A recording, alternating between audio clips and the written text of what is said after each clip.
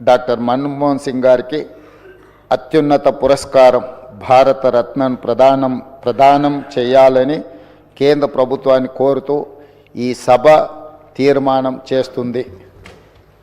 అధ్యక్ష, డాక్టర్ మన్మోహన్ సింగ్ గారి గురించి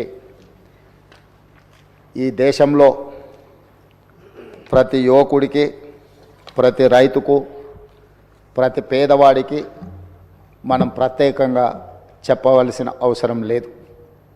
ఎందుకు అంటే ఈ దేశంలో ఎల్పిజి లిబరలైజేషన్, ప్రైవేటైజేషన్, గ్లోబలైజేషన్ సరళీకృత ఆర్థిక విధానాలను తీసుకొచ్చి ప్రపంచంతోనే పోటీ పడే విధంగా మన భారతదేశాన్ని తీర్చిదిద్దడంలో మన తెలంగాణ బిడ్డ పివి నరసింహారావు గారు ప్రధానమంత్రిగా ఉన్నప్పుడు ఆర్థిక మంత్రిగా వారు వేసిన పునాదులు ఈరోజు భారతదేశం ప్రపంచ దేశాలతో పోటీ పడడానికి పూర్తి స్థాయిలో మనం పోటీ పడుతున్నాము అని అంటే ఆనాడు డాక్టర్ మన్మోహన్ సింగ్ గారు తీసుకున్న నిర్ణయాలు.